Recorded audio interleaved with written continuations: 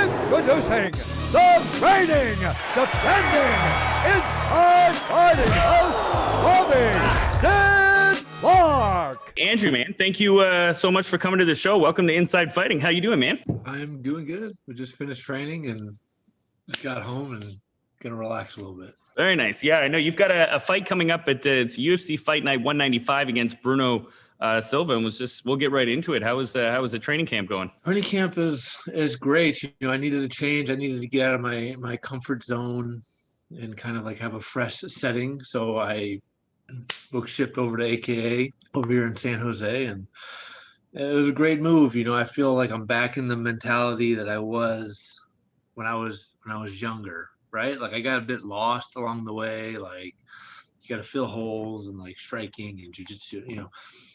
And I don't know, I just got a bit confused and lost with the there's too much information maybe. I don't know. So it's going wonderful. I am, we had 5 weeks out now, and it's go time, you know? Yeah, absolutely. I mean, that's for those who don't know, you were training at Tristar previously for your fights there for a little while, right? And then moved over to AKA. So for sure, yeah. It's also got to be, I mean, it's like a lot of people when they even just going to a new gym kind of gives you a different, motivation. It's just something new. And then again, I mean, you're in you're in San Jose right now. Are you in yeah, okay, San Jose, yep. And how is that? I know Montreal's pretty strict on the lockdowns as well too, so it might be a little bit easier around there. That's the thing. Like it was brutal. It was incredibly strict. Like all gyms were shut down, and you know, like crazy fines. They're threatening like $2,000, and the cops would come to the gym like every day, and they were like banging on the doors. And there was basically like because there's like a 3-story building, and the second floor was this like clothing company, and they had it out for us. I don't know, they didn't like fighters or something, so they'd always snitch on us. And you know, we're just trying to like train, and we change the schedule, do what we can, but the cops would always come around, and a few times we were banging on the doors, and we're like running on the ceiling into the dorms, and they're trying to hide from it was crazy. That's crazy. And you know, I'm trying to like get ready for a fight. I'm fighting at the highest level. I think I was supposed to fight like Zach Cummings when COVID originally happened, and he ended up backing out. Like I don't know, it was a weird thing because like COVID just happened. We didn't know, you know, everyone was scared, but we had to continue to fight. All the gyms were shutting down. It was almost like a game of chicken, you know. I'm like, I don't want to pull out. You know, who's gonna pull out? Like anyway, he pulled out. So yeah, and it's tough too because, like you said, you know, in the States, you have some states, you know, you go to Florida or Texas, you got free reign, you can go everywhere. Yeah. And then, like you said, you're dealing with Montreal or Toronto, pretty much anywhere in Canada right now. It's like the lockdowns are just they're strict, and it's tough to get the proper training in, right? So probably a good place to be though. The AKA, I mean, is one of the best gyms in the world, and so is Tristar. It's got a great name, but even just that fact alone, you said. Who have you been doing most of your training with out there, like coaches wise or any sparring partners? You know, like Javier was here when I first got here for a couple months, and then he took off he's in Dagestan, I believe, with Khabib and those guys. And what's that? With Hasbulla, I think. Yeah, Hasbulla. Yeah, I've seen his stuff on Instagram. Working a lot with Ron Kessler. Nice. But like, there's so many. Like I don't know, it's a real team environment, you know, as everyone has heard, and so like a lot of the coaches are, you know, the fighters coach each other, you know, like Cain Velasquez is in there, you know, Khabib came in, you know, once in a while, DC, you know, guys like this, and it's like it's the best, you know, especially for a wrestler in MMA. Yeah, they're really suited to wrestlers over there. They got great everybody out there. It's nice to hear that Cain is still there training fighters as well. That's nice to hear. So yeah. I wanted to get in because you've had obviously an interesting career in the UFC, but one of the things is that you've had an extremely tough road. And I know your last fight you were disappointed on, and I just watched it again. I remember watching it initially and being surprised that, you know, you stood up, but you were extremely competitive the whole fight. And I just watched it again last night, and I was like, you know what? You have some of the most impressive losses, if I can say, in UFC for your record right now. Because you watch that, you have Anthony Smith, similar situation where, you know, you were either, I'm sure you're winning on one of the judges' scorecards at least, or in the fans. Like these are toss-up fights, and both of these guys, as you know, have fought for the belt and have been right there. Even Marvin Vittori, I was watching there, like You know, you worked the much second round, you came in, you were winning that round, and Marvin is like, you know, he's a beast as well too. And I wanted to, like, I know it's disappointing, but after you have the time to reflect about it, does it give you some confidence to see these guys and then look back and be like, yeah, I am two-time, you know, champion and wrestler, but I'm coming here and competing with their striking. It's disappointing, but does it give you confidence knowing that? It does help to see them go far, you know, because of like I lost one of these guys and then they go and get like beat up their next fight. I'd be like, fuck, like I suck, you know. But I see these guys going and fighting for the title and doing great things, and I'm like, I was beating, you know, well, minus the Vittori fight, but that was a weird. I was trying a different style. Like you should never do that. You should never deviate from your style completely. But you know, with Mahmoud and with Anthony Smith, like I was winning those fights. So that gives me confidence to know that like I can fight with the best guys, you know. And I think it was the Vittori fight, you know, like where midway through I'm like, oh, well, like I can fight with this guy, you know, like I'm the same level here, you know. Like it's a lot of self-belief. You really got to believe in yourself. And I have had, you know, confidence issues like early on in life. So it's something that you have to deal with, but like you really have to believe in yourself and have full confidence in yourself. And sometimes it takes a little bit longer, you know, you have to experience these wins and losses and develop it over time. And I think that's what I've done. And I never believed in myself as much as I do now. I can say that for certain. You know, I fought everybody. I fought the highest caliber of guys, and I've trained with the highest caliber, and you know, and I've had an up and down career. That's some wins and losses, you know, like the UFC, I'm afraid could drop me if I lose my next fight, but that's always a fear. But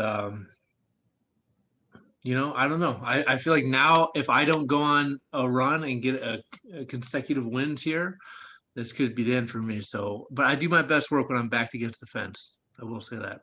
Yeah, and also you're a tough winner, and they keep you around. I think actually one of the reasons, I mean, that's the interesting part. Like you see, you know, there's politics and everything. You see when they have a lot of fighters, like there's some good fighters that they'll put and they never even get to fight a top 10, top 15 fighter. Like you're one fight away and you've proven in yourself against those guys. You put together 1-2 wins and you're going to be right there against the same guys, same caliber, because well, it's the truth because you've already fought them. So it's like really, I think you come out of tough. It's a good thing and a bad thing because once you win that, people want to see you. The fans want to see you against some of the top guys and be like, well, he's the new guy on there. So as opposed to, you know, I guess mixed match there, you know, 5-4 or 5-4 in the UFC. I mean, it's the UFC, it's the Mecca. So I mean, Charles Oliveira had a lot more losses before he started stringing it. In his world, right? Exactly. I see like champions that, you know, I look back at their career and like they're up and down, up and down, up and down, wins and losses, and then they just like find their groove and they, you know, become a champion or a contender. Like, so I definitely still believe, you know. And you got the time there too, winning it at a separate weight. Do you have any thoughts of, I think 185 is a good weight class for you. Do you have any issues cutting to there right now or what are your thoughts on the weight class? I've always felt like I'm kind of like in between, which that's a tricky thing if you're a fighter and you're kind of like in between weight classes, you know, like I've considered going to 170 and I'd be massive, but I'd probably die. And middleweight, you know, I can make not, you know, it's hard, but like I could cut a little more. So what I do is I try and get a bit bigger so I can cut a little more weight. You know, if I just stayed at my normal weight, like it would be too easy, I find. So I try and put on a little muscle, like out of camp, put on a little size so that I'm able to cut more and have extra size, you know. I'm not a huge middleweight. I'm a decent sized middleweight. So what's your walk around weight? Right now I'm 210. Okay. Yeah. So that's good. Yeah. But there's been times where I'm like, you know, struggling to stay above, you know, around 205. Like it's hard to keep the weight on. And when I fought Marvin Vittori, I tried this like running regiment. I stopped lifting weights. I stopped strength training. And if you look at my physique, I was like a little bitch. I was skinny. I lost all my explosion.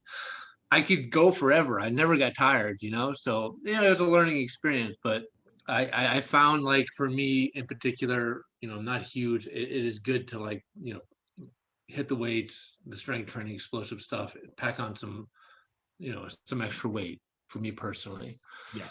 And that's another thing you're still learning it too. Like when you won the Ultimate Fighter, you'd only been fighting, I think, 4 years. And did you have any amateur bouts? I couldn't find any amateur bouts. Did you go straight? Yeah, I had about 10. Did you? 10, but they're nowhere to be found. They're in like bar rooms in Missouri and stuff. They're not doing their homework on that one then, yeah. Yeah, no, they're out there. Yeah, I had a few boxing fights, kickboxing, MMA, but undefeated amateur, 10-0. There you go. My claim to fame, man. So. Well, hey, I mean, listen, UFC, that's what I tell everybody getting in, transitioning from boxing, and then they'll look and they'll see, I remember back in the day seeing Randy Couture and people see him fight for the belt. They're like, what's with this guy's record? He's lost almost as many as he's won. And you're like, yeah, it's totally different in the UFC, in most MMA promotions, but specifically the UFC. They want close odds. They want competitive fights. So it's not like boxing where, 25 to 30 wins are against guys they knew weren't so fight. So it's no shame. Everybody, literally almost everybody loses in the UFC unless your name is Khabib. And hiring and getting out pretty early, right? So yeah, for sure. It's a little different. Yeah, it's like, I don't know, like you get to the UFC and then you fight a guy, it might be okay. Maybe you'll get another decent fight, and then you're fighting like a killer, like an Anthony Smith. That's what happened to me. I think it was my second or third fight in the UFC. So it happens fast. Yeah. So if I could do it all over again, I would have gotten more experience because I didn't know how to strike. Right, there's like a hole I'm trying to fill when I'm fighting at the highest level. So that's tough. It's hard to get experience. Like MMA is so much about experience, and fighting in general is about experience and cage time or ring time. It's so experience based, and if you don't have the experience, you're getting experience at a very high level. That's not ideal. So. Well, it's funny you said Anthony Smith too, because I think he's been fighting since he was like 4 years old or something, and probably has more octagon time than any champion out there right now. So. And then, like I said, you had clipped him a couple of times, and I don't think people were expecting that coming out of you with your wrestling game. So I wanted to. You talked about not being as experienced. I know you two-time national champion at McKendree University. But what made you? When did you make the jump to MMA? Was it jiu-jitsu first, or what made that shift for you? I think in high school, before I got to college, MMA was first coming alive, and I was like, I want to do this. This is insane. Like it's like it's crazy. And I was a crazy kid, I guess. So I started, I kind of already had it in my head, I guess. And, I always wanted to be a fighter, although my mother and my father, they hated it. They wanted to be like a doctor. They're very like, go to college, go to Harvard and all this shit. I'm like, I'm going to go get hit in the head. Yeah. They hated it, It's like the opposite, very rebellious. So anyways, I always kind of wanted to be a fighter, and I would do jiu-jitsu. I started jiu-jitsu because I was a small town. There wasn't a lot of gyms around. MMA was still new. So I found like a little jiu-jitsu gym close by, and I would do that kind of in the off season. So I'll do wrestling season, and then I'd have my jiu-jitsu season, I guess you'd call it, in the summertime. Okay, and the wrestling, and then I started, doing MMA. It was during my college career in the summer. And I would just fight. And I didn't know how to throw a punch. I didn't know anything about striking. I did do Taekwondo when I was younger, so I had a little bit of distance control and kicks, but no boxing, nothing. I just went and wrestled, fucked guys to death. I just took them down and just mauled everybody. And it worked. But then, you turn pro, and then you start fighting guys that can deal with the wrestling. It's like, oh shit, I have to strike with this guy. I kind of not that good. I kind of suck on the feet, So it was definitely a learning curve. And you can see in my career, some dips and some valleys, but I feel like I covered those holes, I went to Tristar and I really focused on the striking. So I don't know. I don't feel like I have any holes now. I have the striking, the wrestling, the jiu-jitsu. I have it all. I'm 33. This is the time. This is the peak, my prime, so. Well, that's what I said, the time to strike. That's why I like to ask, because in just 15 years ago or even 10 years ago, MMA, UFC wasn't what it was, right? And you now been training over a decade. So I'd like to ask where guys have trained, because back then you had to mix and match. Like, sorry, I got my jiu-jitsu gym here, and then I'll go to a kickboxing coach over here. There was no AKA. I mean, you had some of the Tristar in gyms that were coming up, but they were still very new and people weren't traveling as much. George kind of started the traveling, as a star, going to different camps and things like that, but it wasn't developed yet. The camps weren't where they are. So it must be refreshing now being able to go to one gym and have that kind of wealth of experience and knowledge there. And the other thing is, like you said, because you entered UFC in 2016, the 10,000 hour rule approach, it's like the most sports, they tend to peak a little bit sooner, but because MMA is newer, the peak age actually tends to be a little bit older, particularly in the heavier weight classes, especially heavyweight. But you find that now because it's that time to reach that like perfection period is it's a little bit older because kids haven't started training at 2, 3, 4, 5. In another decade, you're getting those younger ones who have trained younger. But I have noticed that. So you are right. Like now is the thing is 28 to 36 has been like kind of the prime.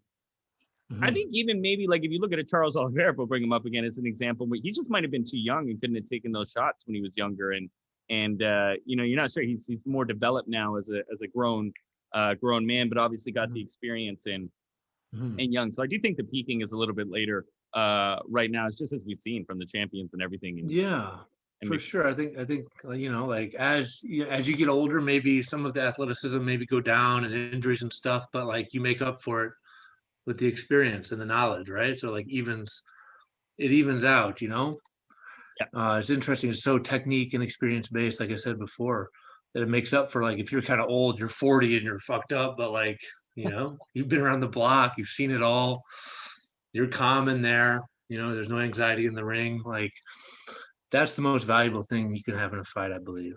Fair.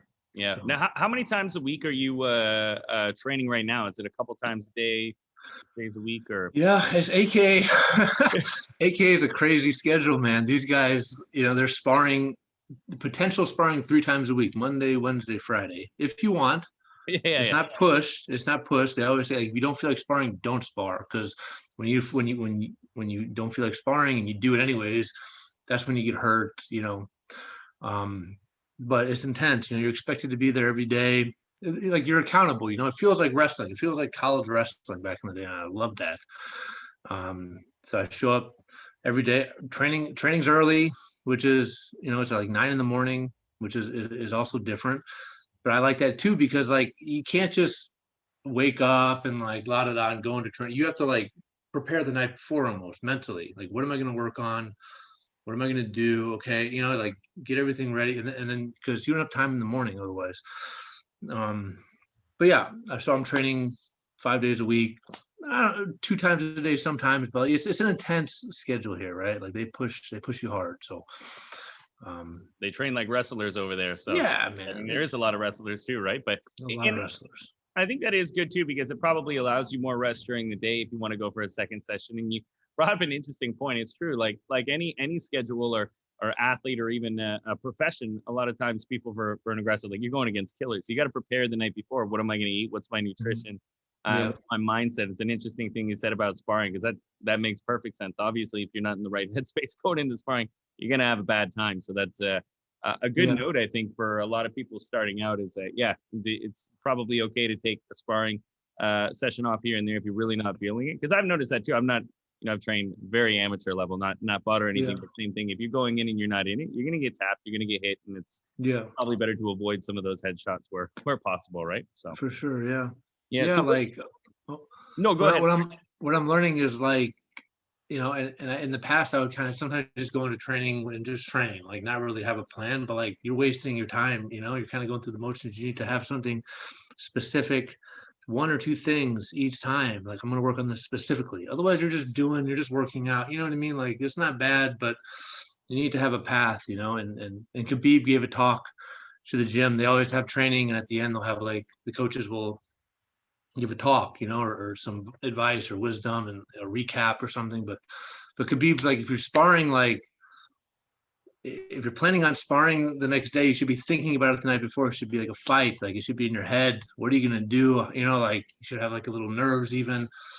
And that really kind of stuck with me. I'm like, yeah, like it's true. You can't just go into spar. Like, like you have to train like you're going to fight. And that's it. And they call sparring here, they call it a fight. There's like, fight day. They match you when you get to the gym. They're like, hey, you want to spar? You want me to match you? I'm like, yeah, okay. And the sparring room, it's a fight. It's not sparring. That's what they call it. So I really like it. It's real. It's real, That's interesting. Yeah. And to really do everything with purpose, that makes sense. A really good point. Really good point there. So you said you're about 210 right now, right? Yeah, about, yeah. Do you have a specific diet that you lead up to a fight on? Are you one of those ones that counts your calories, or do you just listen to your body and try to eat healthy? I try and get like I count the amount of like protein I have. I try and get enough protein and like carbohydrates, but I don't really count like calories per se. I just, because like if you're hungry, you should eat, right? But like basically what you do when you cut weight is you eat the same kind of stuff, but you just like lower the portion, right? Slowly, slowly, slowly, slowly. I've counted calories before. I've done a million different things. I haven't counted uh, I don't know. I feel like I'm very in tune with my body. I've done it so many times, so maybe I'll say I'll do it on intuition a bit. But over the years, you develop a knowledge and understanding of it, and especially of your body. As you get older, you understand your body so well. Like you just know what it needs, what it wants. So I count a little bit, but I do a lot off of feel also. Yeah, I've always thought that, and it makes sense, right? Because you can't necessarily remember how many steps you took exactly, so it's best to listen to your body. Yeah. And every day's different, right? Like some days you have really intense sparring and training or whatever. Like you're gonna need to eat more than compared to a light day. So like every day is unique and different, and so it's more like guidelines. You have a set of guidelines. They're flexible and you kind of follow them. That's kind of my take on it. Yeah, no, it's good. I think a healthy approach too, as long as it works, right? So now, I got some other more fun questions, more general questions. But what is your favorite hobby or activity to do outside of fighting? Outside of fighting, man, that's a tough one. Favorite hobby outside of fighting. I like to play. I like to play music. I don't know. I go through phases. I like to play a bit of music. I play the guitar. I like to learn random like instruments. Right? Like I played guitar for like as long as I can remember. When I was young, I played the clarinet. I was a little nerd in the band, but I was like, this is embarrassing. I was like, I think 7th, 8th grade, so I'm gonna play the guitar. I did that for a long time. Then I kind of got a little bored with that, and like last summer I learned the piano, and the summer before that, actually during COVID, at some point I started like fucking with the violin. I don't know why. Yeah, like.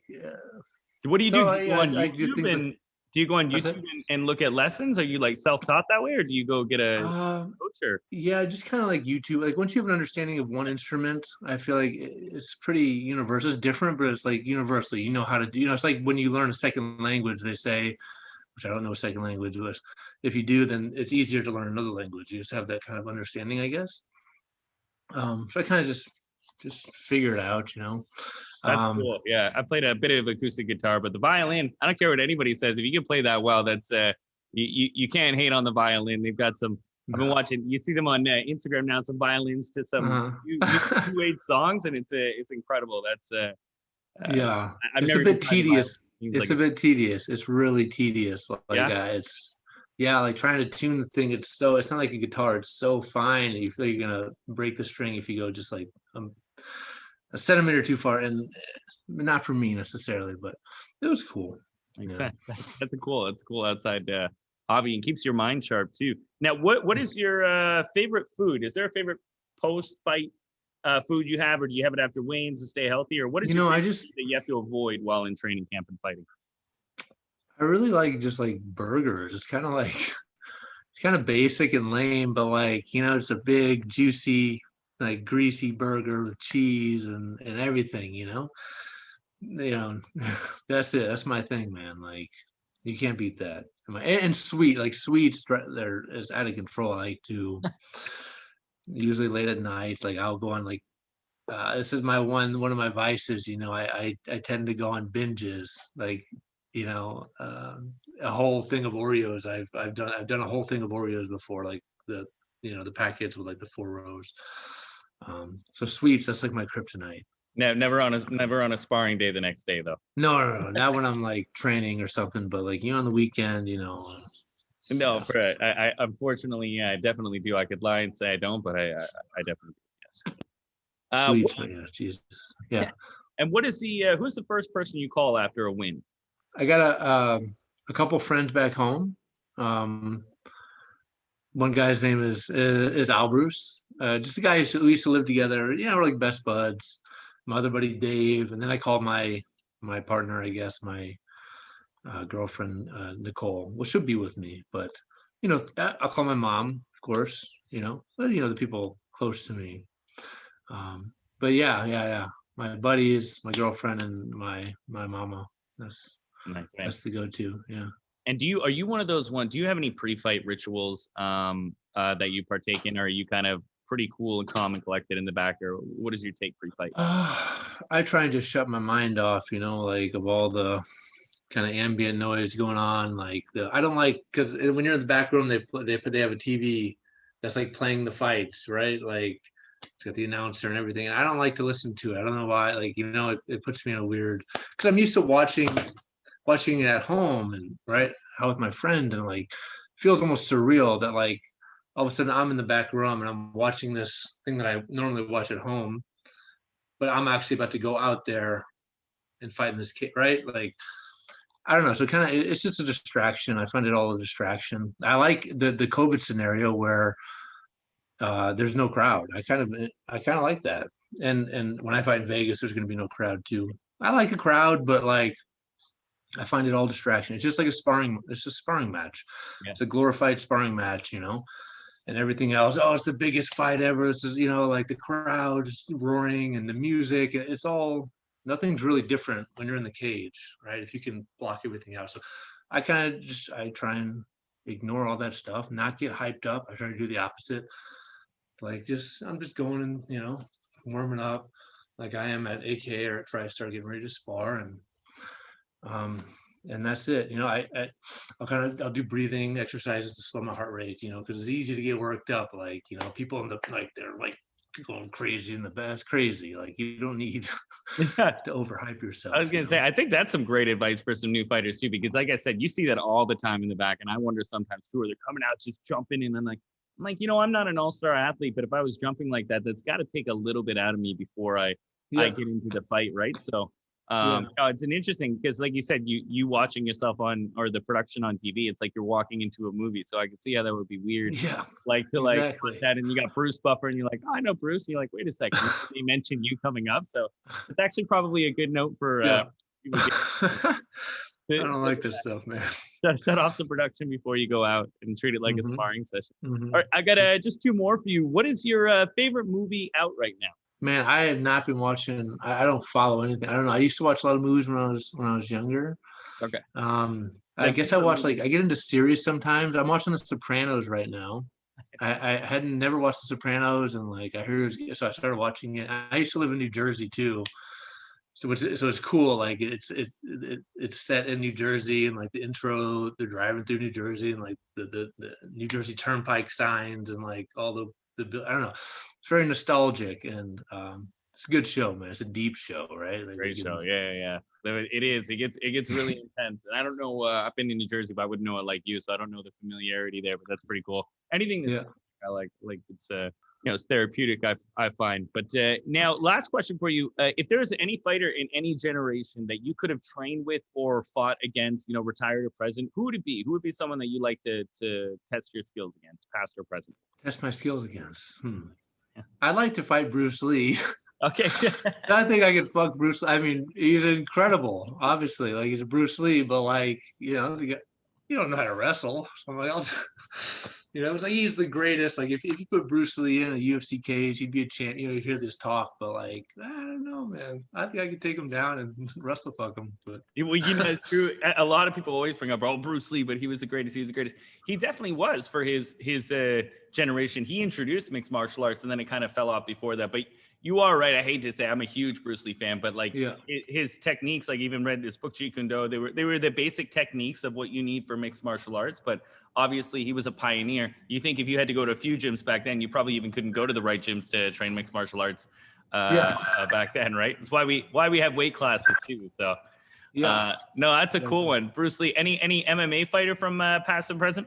I would have liked to train with Chael Sonnen, when I was first up and coming, like Chael, because I was just a wrestler in college, and Chael would go out there and he would just wrestle guys, man. Nobody could stop it.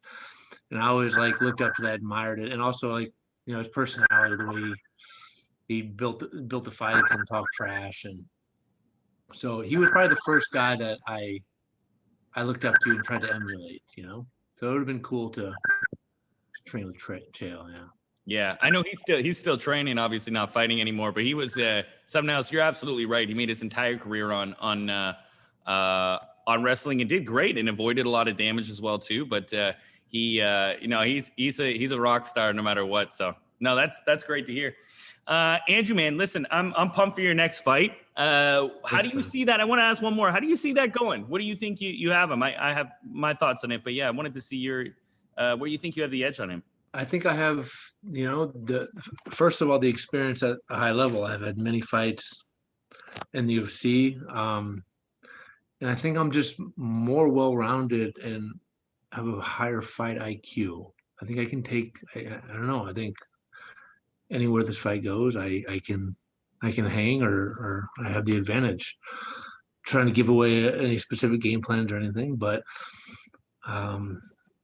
like I lost my last fight. Like he's more of an up and comer, I suppose, in the UFC. He has more professional fights than me. I'm not saying he doesn't have experience, but I fought with the best guys for a long time. I've been in this organization, so I think that's the biggest difference in the two of us.